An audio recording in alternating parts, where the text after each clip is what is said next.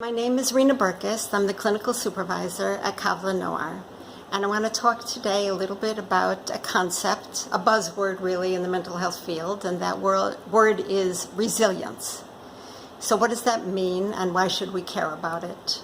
Resilience refers to the characteristic of an object that has to do with flexibility, the ability to stretch and to bounce back to its original shape. We can think about a palm tree in a hurricane, bending with the wind, and when the wind is gone, coming back to its original shape and continuing to grow. I brought a rubber band as a demonstration. When I pull it, it stretches, and when I relax, it goes back to its original shape. Also, with people, we can develop our own resilience muscles. Life is ever-changing. If we think about the changes that we've gone through in terms of our own bodies, from when we were infants to becoming teenagers to becoming adults, it's a lot to adjust to.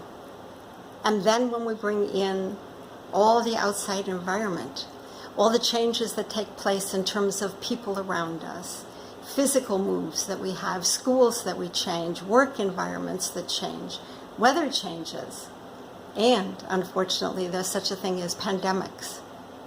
That's a lot to adjust to. So how can we build our own resilience muscles? I'm going to make a couple suggestions.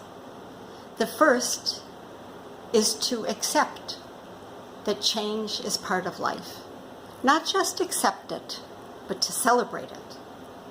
To remember those times when we conquered something, when we climbed a high hill, when we learned to ride that bike, when we had that sense, I did it.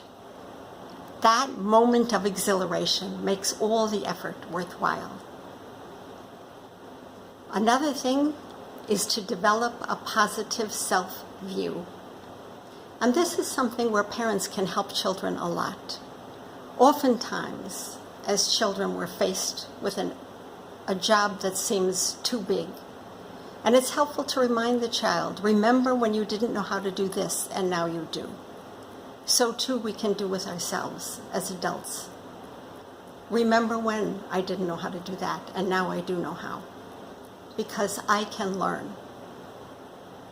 That's a sense of security in ourselves.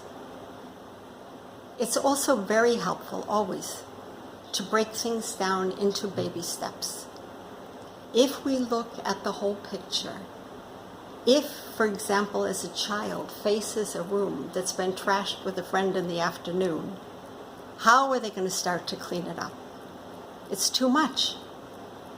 But if we do one thing at a time, first we'll pick up the books and put them away. Then we'll pick up the shoes.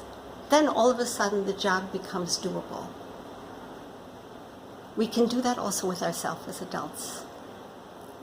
So we can build our resilience muscles, much like this rubber band, only we are superior to the rubber band. We're superior because we remember and we can learn from our past experience. And once we learn from our past experience and we face a challenge again, we don't panic and we don't get overwhelmed. We face it and we say, I can do this.